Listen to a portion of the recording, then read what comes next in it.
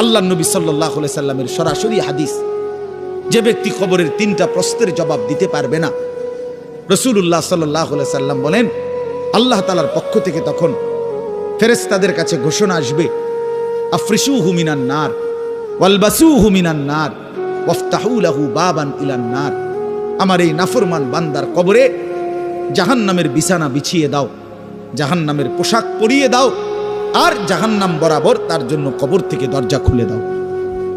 ফেরেশতারা যখন এই কার্যক্রমটা শেষ করবে, প্রথম জাহান্নামের বিছানা বিছায় দিছে, পোশাক পরায় দিছে, জাহান্নাম বরাবর দরজা খুলে দিছে, আল্লাহ নবী সাল্লাল্লাহু আলাইহি ওয়াসাল্লাম বলেন একজন ফেরেশতা এসে তখন ফায়ুদরাবু লাহু বিমিতরাকাতিম মিন হাদিদিন, নবীজি সাল্লাল্লাহু আলাইহি সাল্লাম বলেন তখন একটা লোহার হাতুড়ি, লোহার গুর্জ, লোহার হাতুড়ি দিয়ে একজন ফেরেশতা তাকে একটা আঘাত করবে। কি আঘাত, কোথায় আঘাত করবে? সরাসরি হাদিসের শব্দ, বরবাতান বাইনা উজুনাইহি, তার 2 কান বরাবর একটা আঘাত করবে।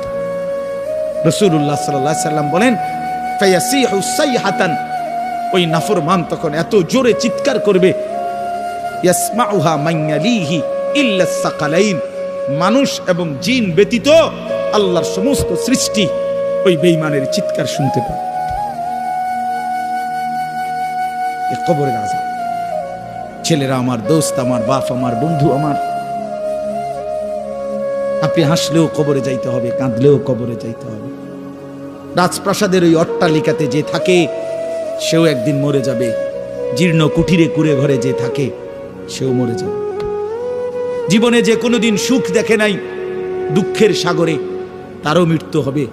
জীবনে যে কোনোদিন দুঃখ দেখে নাই সুখের সাগরে ভাসছিল, তারও মৃত্যু হবে, সেও মরে যাবে।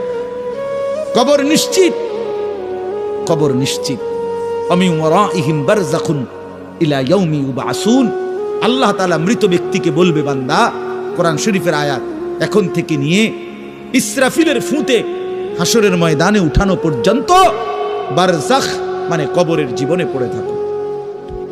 ভেবে দেখেন, ভেবে দেখেন, শুধু 1 মিনিট আমিও ভাবি, আপনিও ভাবেন।